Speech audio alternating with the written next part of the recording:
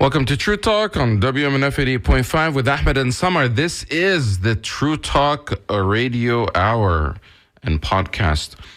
Thank you to all our listener supporters for joining us. Today is Thursday, October 31st, and it's Halloween.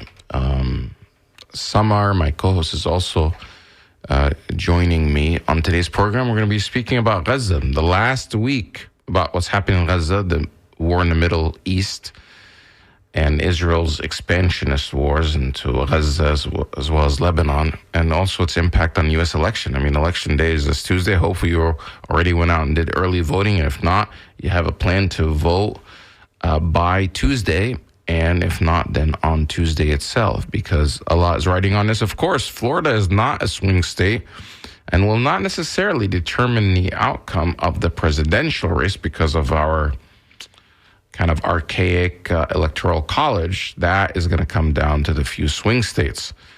We'll also be speaking to an Arab American, Palestinian American, who is from Michigan, but now lives in the Washington, D.C. area, who wrote an op-ed about their recent visit to Palestine, or to the occupied territories of Palestine.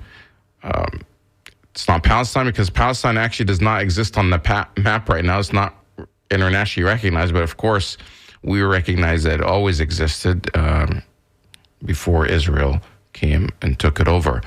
And how what's happening in the Middle East is impacting the Arab American and Muslim vote in Michigan. Samar, today is Halloween. Are you doing any trick-or-treating, or is not really your thing? So I don't do Halloween, and I used to many years ago. You did? Wow! It's not a Muslim or Arab holiday. It's not part of the tradition, but you just kind of did it. No, kids would come to our gate, and I would just give them something, and then I stopped many years ago. I mean, I did it once or twice, anyways. We are living 24 hours Halloween and scary times with what is going on in Palestine and in Lebanon and in Yemen and in sometimes parts of Syria. So it's a continuous Halloween, Ahmed. Plus, there are much more worthy things to deal with than just inject these children with so much sugar and so much unnecessary kind of... Halloween is a made-up holiday, right? It's not. It just... I think its origins are in pagan type thing. But people say, like, what's the big deal passing out candy and enjoying yourself? But, well, I think symbolism and the roots of things make a difference. And like so many holidays in America, it's just a commercialized way for companies to sell products and costumes and other things. Yeah, but these products are hurting people and making them more sick. You mean the candy and stuff? The candy, anything that comes out of a package has salt and sugar and fat and... You're giving us, this is a nutrition show now. Yeah, and has stuff that is banned in Europe. True. Yeah, we don't want to get into our that. Gatorade, Our Gatorade, like I used to like to have for exercise, is almost every color in it is banned in Europe.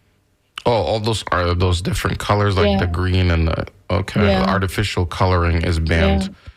It's so interesting that it ruins. There's so many things that you can buy here that are banned in Europe because of they're just harmful and they cause cancer and things, but they're still allowed in our country. One thing that I wanted to play for our audience is that Bill Clinton was in Michigan. Of course, all these the focus now of the election and the presidential races on the swing states: Michigan, Wisconsin, Pennsylvania. A lot of focus on Pennsylvania, North Carolina, Georgia, Arizona.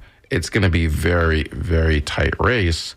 So there's a lot of focus there. Of course, both campaigns had their final kind of huge rallies Trump being at the Madison Square Garden, and then Harris being in Washington, D.C. in front of the White House, and they had two very different type of rallies. Of course, a lot of the focus on the Trump rally was with the comment by an opening act, a comedian that apparently Trump does not even know, who made a very, bad and racist joke, which, the Democrats jumped on, I guess depicting the island or Puerto Rico as an island of garbage. And then Biden comes back and says, well, the only garbage that's floating out there are supporters of Trump, which that got him in trouble. So there's all this distancing back and forth. I'm saying all this to say that Bill Clinton is campaigning in Michigan, and he had these comments, and I want to play them for our listeners that missed it, because, and I also want to get just your reaction, because it was very telling. Like, okay, this is somebody who was a former president. He should be more statesman-like, but again, and should know better. But here, I want to make sure that you hear it also, so it's not just our listeners. This is Bill Clinton. I think it was yesterday in Michigan. Yeah, yesterday. And I understand why young Palestinian and Arab Americans in Michigan think too many people have died. I get that. But if you lived in one of those kibbutzim in Israel, right next to Gaza, where the people there were the most pro-friendship with Palestine, most pro-two-state solution of any of the Israeli communities, were the ones right next to Gaza. And Hamas butchered them. And so then the people who criticize it are essentially saying, yeah, but look how many people you've killed in Ritalin. So how many is enough for you to kill to punish them for the terrible things they did? That all sounds nice until you realize, what would you do if it was your family and you hadn't done anything but support a homeland for the Palestinians, and one day they come for you and slaughter the people in your village? You would say, well, you'll have to forgive me, I'm not keeping score that way. It isn't how many we've had to kill, because Hamas makes sure that they're shielded by civilians. They'll force you to kill civilians if you want to defend yourself. So that was Bill Clinton. Unbelievable. But for some reason, when I'm playing the audio, it's only coming out of the right speaker. I don't know why, but if you heard that, it was only coming out of your right speaker for our listeners. This is Bill Clinton, basically, blaming all these deaths of people that are getting killed on Hamas. This whole idea of that Hamas is using people as human shields. And then he also says that Hamas is forcing the Israelis to kill the civilians. That doesn't even make sense. And the whole idea that they're using was debunked. I mean, just want to make one last comment. It was debunked because even the leader of Hamas that they killed last week was found alone. He was not surrounded by any civilians or hostages. So the fighting is not necessarily happening in these civilian populations. But you also had a comment about the other, in the Israeli side. Go ahead. Because, Ahmed, this logic that, okay, I can kill 45,000 people, mainly women and children, because the the so-called quote-unquote terrorists are hiding behind them, or Hamas is hiding behind them, or a criminal is hiding behind civilians. Why can't Hezbollah use the same logic and Hamas use the same logic and anybody use the same logic? Because if you look at the map of Tel Aviv, you will find that the headquarters of the Mossad and defense departments in the state of Israel are among civilians. It's scattered throughout Tel Aviv. Tel Aviv is a highly densely populated area with civilians. So why can't they use the same logic? So these people do not really think twice about what they're saying, as if the Palestinians are not human. I mean, I think they do think twice, and it's deliberate. I mean, this is a politician, career politician. He's been in politics all his life. He knows what he's saying, but this is what they believe, or they know otherwise, but they're saying it for political reasons. But it's almost as if the political establishment in Washington, hundreds of politicians and thousands at the state and local level, are all spokespeople for Israel and for the genocide. It's unbelievable. Here's another clip from that same speech yesterday by former President Bill Clinton speaking at a rally there, somehow saying that to say that the Israelis, the Jewish people were there first. Listen to this. Like, somehow he's now speaking in biblical terms. And I didn't know that Bill Clinton was so religious, but here's his comment. Let me talk about the hardest issue here in Michigan is the Middle East. Hamas did not care about a homeland for the Palestinians. They wanted to kill Israelis and make Israel uninhabitable. Well, I got news for them. They were there first. Before their faith existed, they were there. In the time of King David, and the southernmost tribes had Judea and Samaria. So here's what I want to tell you. I'm going to do everything I can to convince people that they cannot murder their way out of this, neither side. You can't kill your way out of this. And they have to make a new beginning. But when I read that people in Michigan are thinking about not voting because they're mad at the Biden administration for honoring its historic obligation to try to keep Israel from being destroyed, I think that's a mistake. Because Donald Trump has shown what he wants. But Kamala Harris has said that she will try to negotiate an end to the violence, an end to the killing, and a new peace process. And that ought to be enough. Again, these are the biblical justifications. I think the rest of the world is basically seeing America that they're not an honest broker. And he was responsible for the peace process. Can you imagine? Yeah. And the negotiations between Yasser Arafat and what's his name, Barak, and he came out when Israel wanted to kind of take the whole of Palestine and including Jerusalem.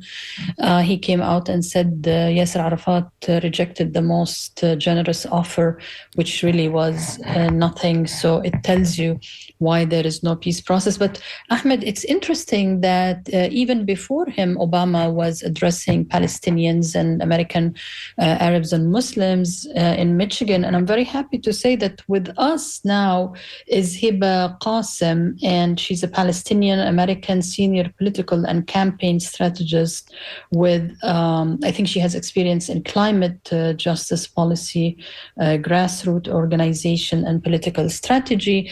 And Hiba is from Michigan. What do you think, Hiba, of what you have been listening to, whether it is Bill Clinton, what he said now, or before him, Obama? Hi, thank you for having me on. Yeah, I watched this clip of Bill Clinton speaking this morning. I was born and raised in Michigan. Majority of my family lives in Michigan. And I actually just got back from Palestine a few weeks ago. I was in Jerusalem and the West Bank. It's astonishing to me that Bill Clinton and Obama and all of these politicians are still using the same propaganda talking points that they've been using for years when we have all witnessed a genocide unfold on our phones for over a year now.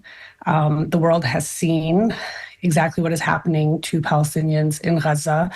And a lot of attention has also been brought to the West Bank and the settler violence and the attacks on Palestinians. And yeah, it's remarkable that they're still using these propaganda talking points that are just false and a one-sided narrative that majority of the world is, seeing the truth. And now we're also seeing the bombardment in Lebanon, in Syria, in Yemen. So it was disappointing to hear some of these remarks, but honestly not surprising because they've been using these talking points for years and it's worked for them, but I don't know if it's going to continue to work for them since the world is witnessing what is actually happening. Heba, you lived most of your life in Michigan. Were there any presidential candidates that were so keen on addressing the local Arab and Muslim communities in Michigan before this election? No. I was in Michigan on the ground in 2016. They didn't. They would bring people like Bill Clinton to talk to us, but they didn't talk about anything relevant to our community, the issues at hand. And people keep saying that we are single issue voters. We're not. I work in climate justice. I've worked in healthcare. I've worked on public education. A lot of my family members work in different issue areas. It's all connected, and they've never really addressed any of the issues that were relevant to our community. I grew up in Dearborn, Michigan, where air pollution is a big issue for us because of all the factories. And we have been on the receiving end or bearing the brunt of the climate crisis and the pollution there. And, they would send elected officials. They sent a lot of people in 2016 and then again in 2020, where they just repeated different talking points that didn't have much substance. And we're seeing that again now. What do you think of Trump bringing a bunch of Muslims on stage to address his rally while Kamala refused to meet any Palestinians or at least give them a chance to be in the DNC and to just, they were going to monitor every word that is going to be uttered. But what do you think? You think it's not genuine and it's all back and forth, jealousy between two candidates, like Ahmed, my co-host, was just saying when Biden used the word garbage and in retaliation of what the comedian said about Puerto Rico. So you think these gestures are genuine? No, not at all. Okay, go ahead. Yeah, no, I don't. I think we could all agree here that Trump is. We had Trump in office. He is a fascist, and I don't think these are genuine gestures.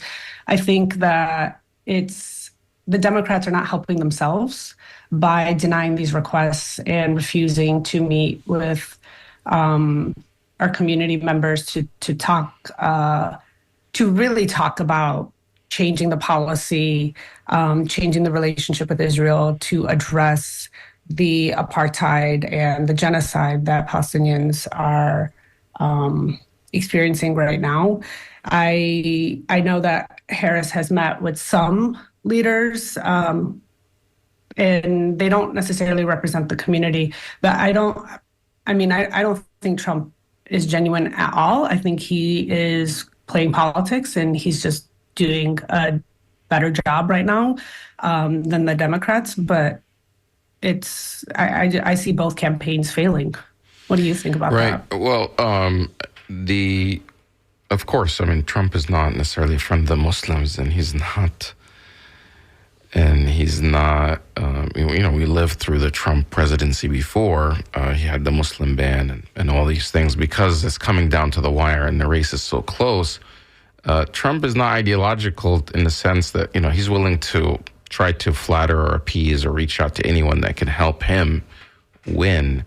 It's just what I found striking is that, the Democrats, which is supposed to be the big tent party that welcomes everyone and says one thing, but they're doing the opposite when it comes to the Arab and Muslim community. They want to cherry pick who they meet with, and they're not necessarily willing to bring up Palestinians or Arabs or Muslims that are critical of what's happening in Gaza. Whether you like, what happened, whether we agree with those that met with Trump and went on stage, and what we're speaking to our listeners who are just joining us, there was over the weekend or last week, a group of Muslims and Arabs in Michigan met with Trump, and then he brought them on stage, and a number of them endorsed him at a rally. Now, this is like a MAGA rally, normally a hostile place for Muslims to be, people that would normally, chant against the Muslims, but here they were clapping for a very visibly traditional Muslim imam on stage, who is now seen as some sort of ally in this. We didn't see any of those type of images or optics on the Democratic side, which seems like a no-brainer if you want to win that community over. So I think that's why people are bewildered that the Democrats that Trump is actually doing this outreach to the Arab and Muslims, when the Democratic Party is, in a way, taking them for granted or writing them off that, hey, they'll support the Democrats just because Trump is so scary. But I wanted to switch conversations, Hiba. And again, you said that you're a Palestinian originally, but you were not born in Palestine. You're from Michigan. And what caught my attention is you wrote an op-ed about a week ago titled "What I Witnessed on My First Trip to My Homeland of Palestine this Summer." And then you write in there that you've always dreamt about going there and visiting your homeland where your parents came from, and originally the land that you had there that's now been taken over by Israel, but you never imagined that you would go there and visit. Your first visit would be during a genocide. Why was it important for you to go, and did you decide to go now, especially at a time when there's this danger? Why was it important for you to go? And I think it says that you went in September. Yes, I went. I think I got there on August 26th, and I stayed there until about September 9th. It was my first trip. My family was displaced in 1948 when the Nakba occurred, and they violently displaced us. So my family ended up in the refugee camps in Lebanon, in southern Lebanon. Some of my family members are still there, fourth generation refugees, only refugee status. And so growing up, we would visit our family members in the refugee camp, and I would stay in our refugee camp in Lebanon. 3 months. In Lebanon, yeah. In Mukhayyam. It's the refugee camp Ain al-Hilwa. It's actually the largest, highest concentrated Palestinian refugee camp, and some of the worst conditions of Palestinian refugee camps. And so we would visit. My mom's family still lives in the camp, and so we would go and see our family members there. And so we never went to Palestine for a number of reasons. We weren't sure if we were allowed in, even with American passports, just because my parents are born and raised as refugees. They haven't historically been friendly, like the Israelis have not been friendly to even Palestinian Americans trying to get in.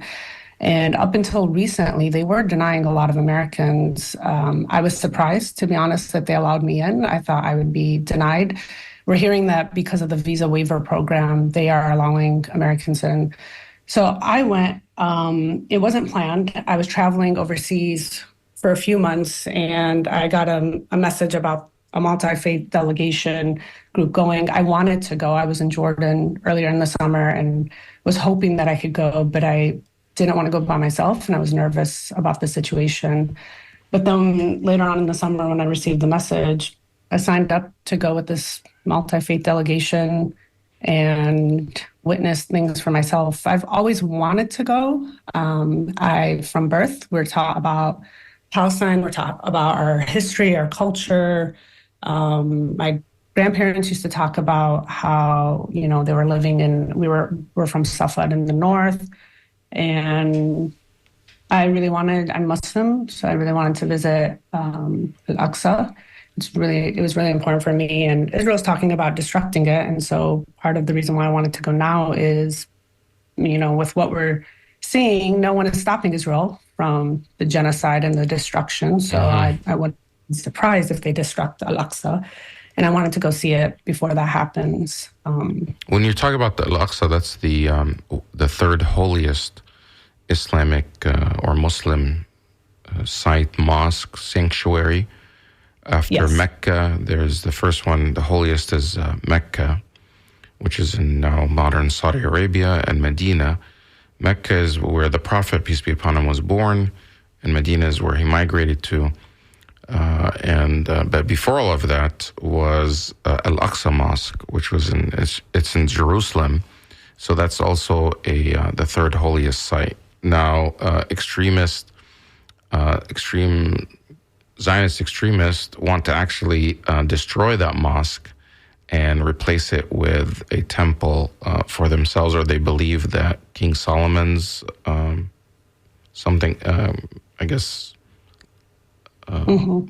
do they call it? Temple or something is there, and they want to rebuild it. So what did you witness on your trip when you went? I mean, this must be like, one, what was the feeling like to finally go to your homeland, to Palestine? But were you able to go to your village, which is now part of Israel? No, I unfortunately was not able to go to my village. It's really far up north, and because of the fighting on the border there with Lebanon, it was a little too risky. The trip was definitely risky, especially as someone who is Palestinian American, Palestinian Muslim American.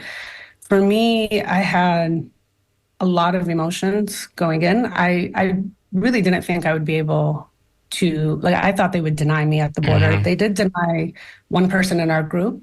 He works for Hindus for Human Rights. He's a British citizen. And I thought I would be for sure picked out of the line with him.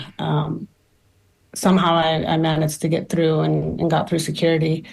I was very emotional right when I stepped out of, the security, at the border crossing.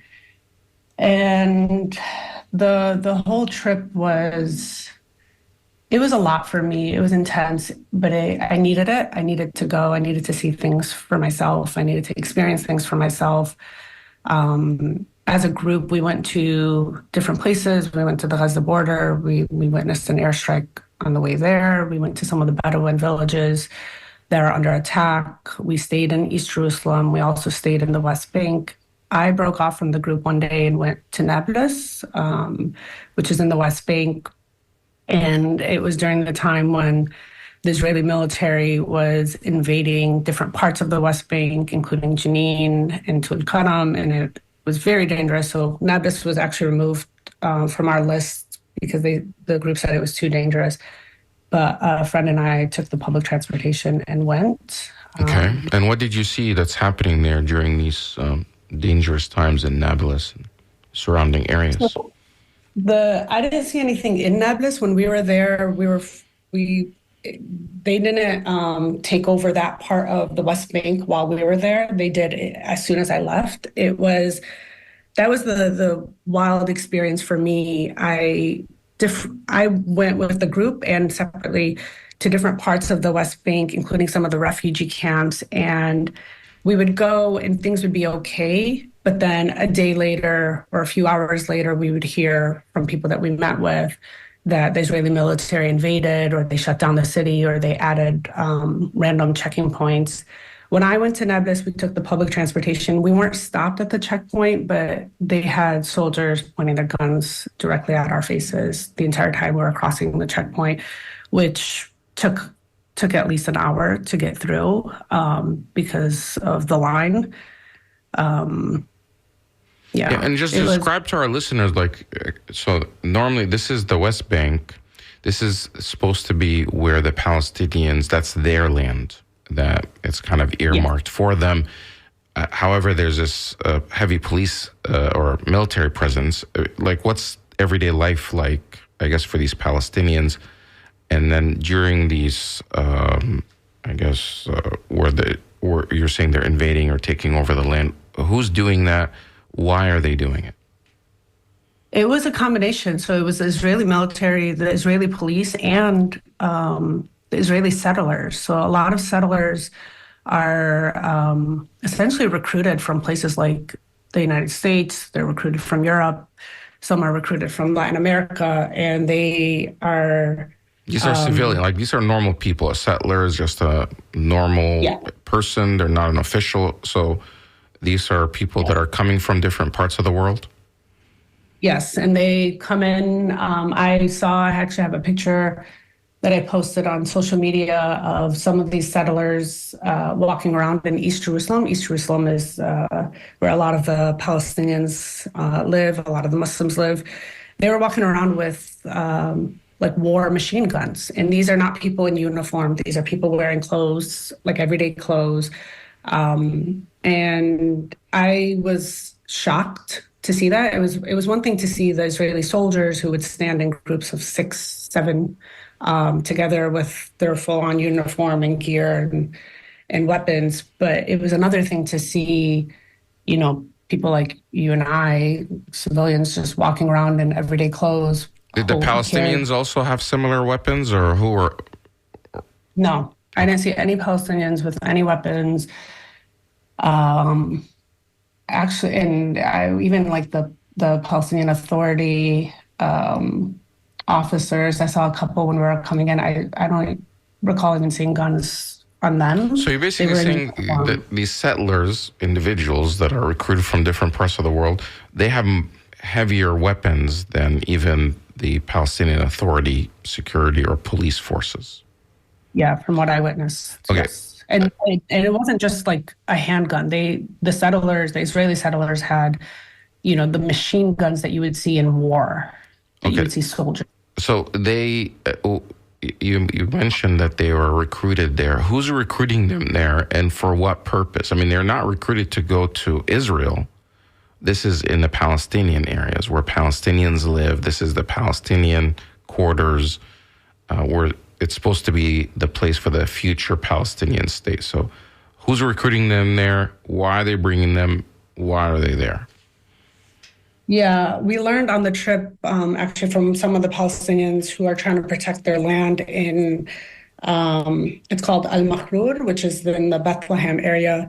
The settlers that have been coming, some of them said, they get supported by the JNF, the Jewish National Fund. It's a nonprofit organization that has nonprofit status in the United States. They are supported by the Israeli government, and they are paid to come and take the land. And if you all recall, a few years ago in Sheikh Jarrah, we saw an American, Yaqub, come and take the house from the Palestinian family. And he said, if I don't do it, someone else is.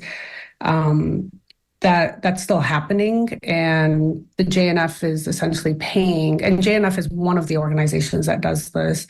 They are paying people in Europe and America to go and steal the land. And one boy actually told the Palestinian mom when he was attacking them, because they're very violent, and some of them are children, right? These are like teenagers, they're smoking, you can smell alcohol on them, and they come very violently and attack the Palestinians. And one said, if I don't do this, I don't get my medication.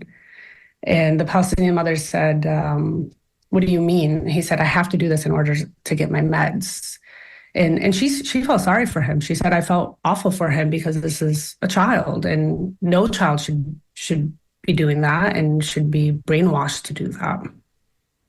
Actually, Ahmed, there are several nonprofit organizations that raise funds here in the US, and there is a group of lawyers, American lawyers, who are trying to remove this exemption.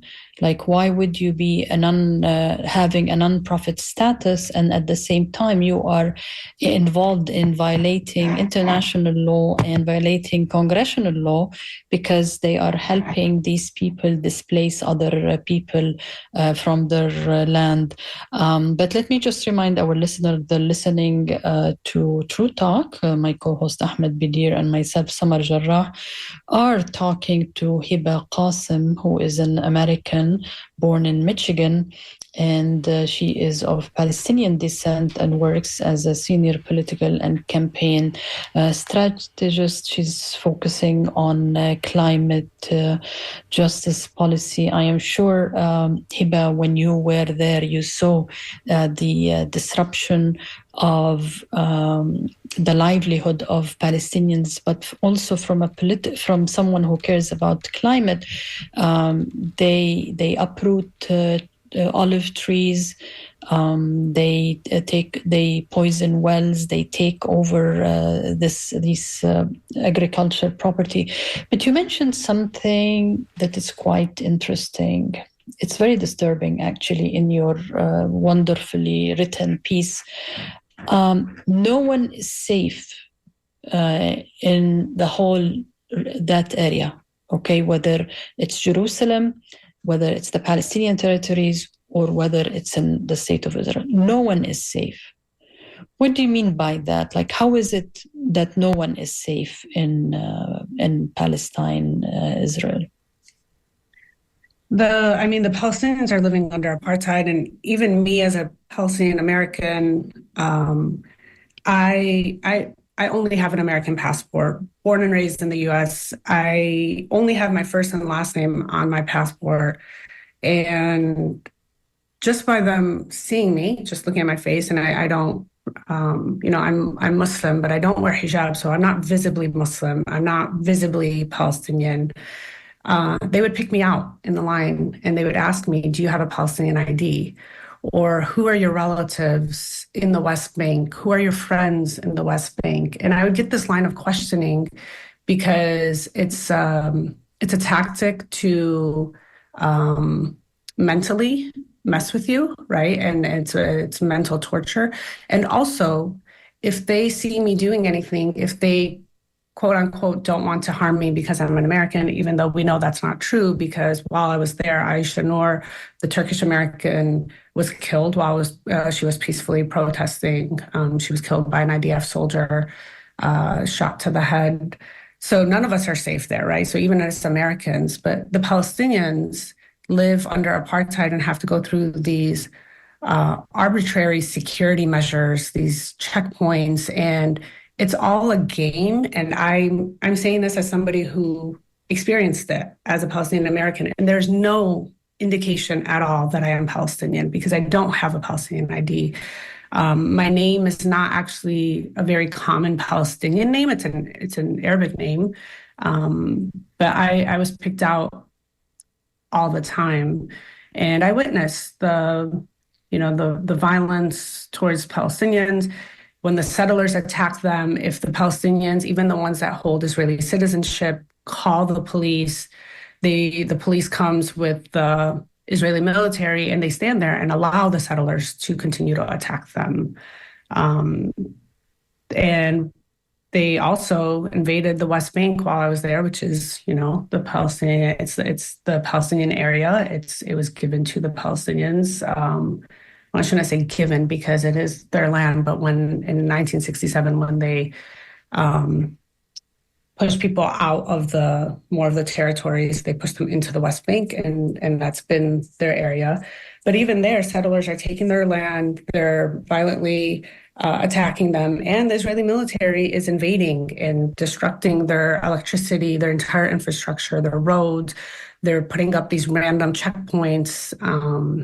and they're intimidating them in every way that they can and harming them. And you had a very scary moment while you were leaving Israel and trying to reach Jordan. And again, you may mention the disruption of their daily lives, because the Palestinians have no airports, they have no free roads, and they have no ports. So if somebody needs to leave to go outside that area, they need to go through the bridges that you can mention now. You had your scary moment, Hiba. Like you said, anything can go wrong in a second. But then you came to America, and watching TV and watching the news and knowing where you were and where you came from, and then coming to this normalcy that we have here.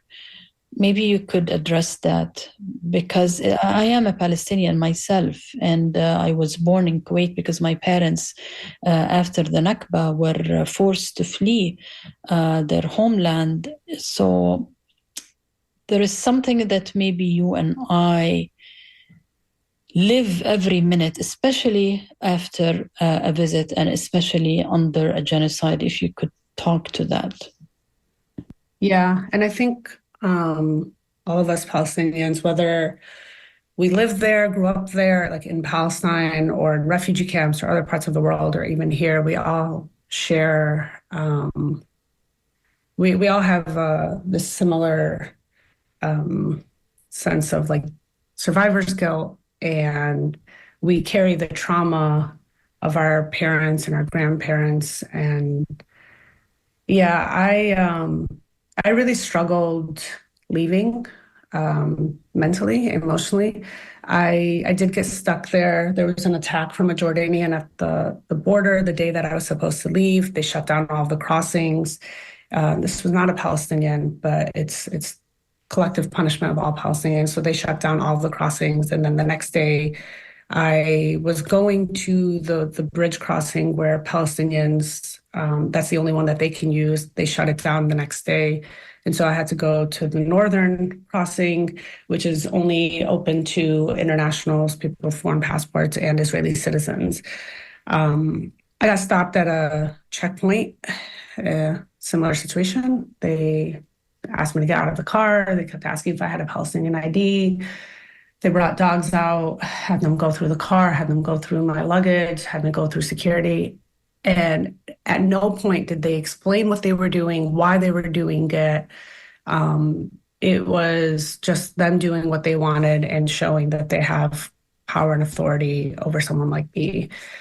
And so it was a lot. I didn't talk to my parents. I let them know they were worried about me before I left. My family was really worried. But I didn't talk to anyone while I was going through that, because at that moment, I honestly didn't know if I was going to come out alive because of the way they would have me go out to the car by myself. I knew that they had snipers around. I didn't know where they were. And so when I finally got through to Jordan safely, I sort of had a breakdown in the car. The taxi driver was Palestinian himself, who has never seen Palestine. And the checkpoint that I was stopped at was the city that he's from. And I didn't know what to make of the experience. And then coming back to the United States, I don't know how. You can't unsee, you can't unexperience, you can't like remove the images of something like that. I was there for 2 weeks. And like I wrote in my op-ed, for me, it was life-changing in a way that I didn't expect.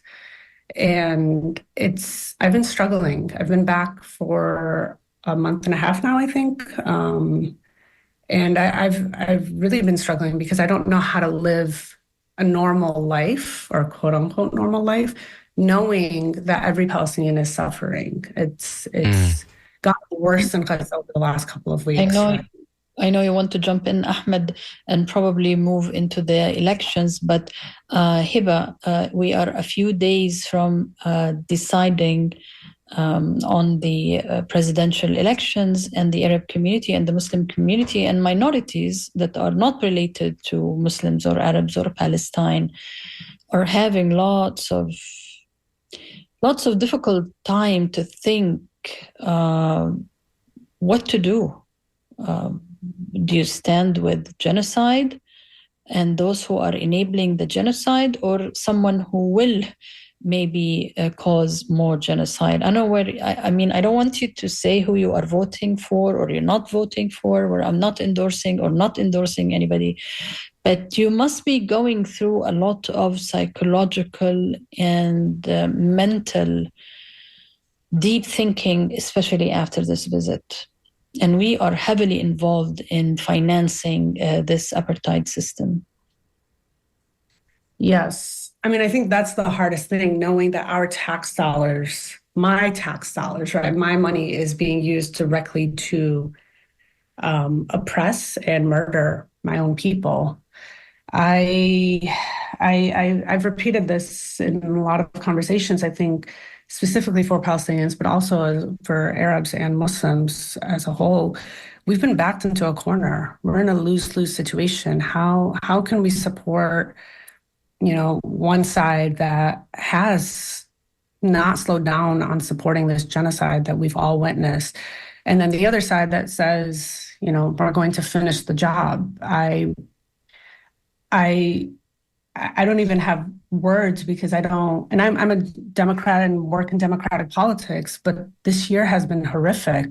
And, this election is super important for all of us. I've had a lot of conversations with people in Michigan. We have some people from our community, from like the Arab and Muslim community, who are saying that and these are Democrats, they've always supported only Democrats, and they're saying that they want to support Trump, and their justification for that is to punish the Democrats for what they've done to the Palestinians. And I don't know, I just feel like we're in such a tough position, and it's, yeah, like you said, psychologically, emotionally, it's indescribable. Our guest is Hiba Qasim. She's Palestinian American, born in Michigan. Family was displaced in 1948 into Lebanon. Displaced is kind of a nice word, forced out at gunpoint with bombs.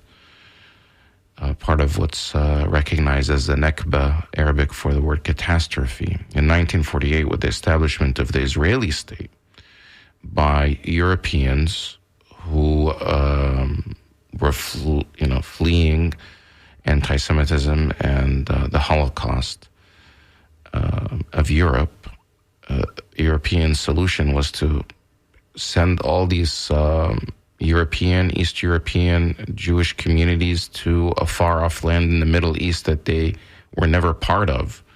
Indigenously, just racially even, they're not from that part of the world. These are white, Eastern European Jewish people, many of them from Germany. It's almost like the white supremacy that existed in Europe, instead of owning up to what happened and dealing with that, is just pushing all these Jews into the Middle East, into Palestine. Many Jewish people at the time, of course, in Europe were against it, but this was the Zionist agenda and the Zionist project, something new that's only been around for 150 years. At that point, I guess it would have been 50 years old. Not everybody was on board with it. But back to what you were saying, why are especially Arabs and Muslims who have been long Democrats for maybe the past 20 years since switching over, why do they feel so betrayed by the Democrats that they want to punish them, even though the other side is not any more friendly to the Muslims, meaning the Republican Party? But why do they feel like a sense of betrayal? I think it's because we haven't been heard at all, right? You mentioned earlier that Trump brought some Arab Muslims onto stage and they endorsed him.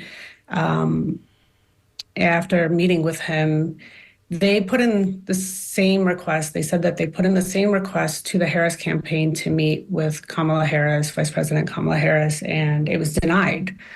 And so I think in addition to watching the slaughtering, the bombardment of our people for over a year, we're sort of like running around, like banging our heads into the wall, trying to figure out what we can do to get Democrats to understand the severity of what they're doing and the impact that it's having on not just Palestinians, but the broader Arab Muslim communities and our allies. There are a lot of non-Muslims, non-Arabs that are very disappointed and don't want our tax dollars being used for a genocide.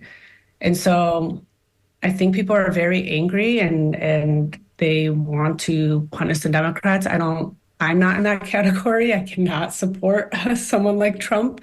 But I understand the rationale and I understand their pain and the justification for what they're trying to do. Right. I mean, from some people that I just heard them talk and stuff, I've also get the sense that the betrayal is because these were the people, like, when somebody that's already opposed to you attacks you more, criticizes you, well, you expect that from them. But, a group that you've actually been supporting and been there and helped, get elected and campaign for the past couple of decades, and then they backstab you by doing that. It feels like that's the betrayal, I think, that some people. So the pain from somebody that you've been close to and supporting. I mean, Muslims and Arabs, just like the black community, helped Biden win in Michigan and so many of these states. Without them, he wouldn't have won. And, the polling now shows it's completely switched, that they're the same communities that supported Biden 4 years ago are completely against him. Of course, Harris is inheriting that. A caller or a listener had sent in an email saying, he says hello and thanks you so much. Thanks us for an amazing show, but he says, thank your guest for sharing her observations, which come across as quite shocking to most people. Perhaps there will be a good two-state solution soon. What the Israelis are doing on a daily basis is criminally illegal. Hopefully Kamala will be elected and can pressure Israel to end this insanity. We really appreciate all that you do to present the real situation there. I don't know. I'm not so sure that Kamala is going to add that pressure, because she said that, the only way you can really add pressure is to withdraw arms support or arming Israel. You can't sympathize with the Palestinians on one hand, say you want this to end, the suffering to end, but you continue to give the killers the weapons to do the killing. I mean, it's such a... Other presidents in the past picked up the phone and stopped wars and invasions with a one phone call. And she doesn't have to wait to be elected to do this. She could put pressure now. But I'm just surprised. I mean, I think she would have gotten so much more support, and it wouldn't even be close, especially in Michigan, had she said, we're withholding arms until you do a ceasefire and until this election ends. I think that would have gotten her a lot of support, but instead they said, no, that's not even on the table. We're running out of time. Do you have any final thoughts? One thing that we often, because we cover this a lot, why should Americans care about what's happening in Palestine? A lot of people don't necessarily identify with Arabs or people there, but why should they care about what's happening in Palestine and what Israel is doing there? And I think you touched up on a little bit as far as our taxes. But what else do you have to say about that? And then maybe just your closing remarks, because we only have 1 minute. Yeah. I mean, the thing is, the United States is complicit in this genocide, right? And people should care because we are not abiding by U.S. law or international human rights law. And it doesn't start and end with the Palestinian community.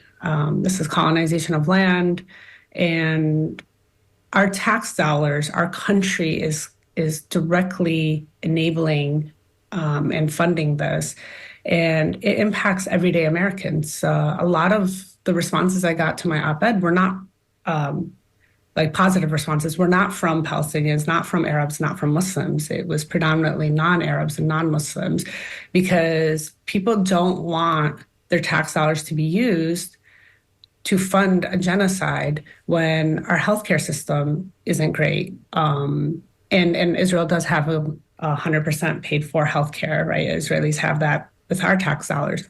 Our public education system isn't great. Our infrastructure isn't great. And I go on with a whole list of things that we can improve here in the United States, and everyday Americans would, inflation costs, right? Inflation right now is so high.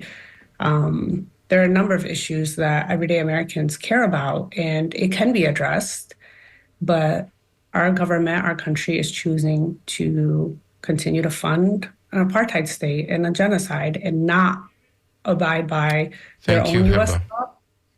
Thank you for that. Sorry. WNF Tampa, Scoop is next. Have a great weekend. This has been True Talk on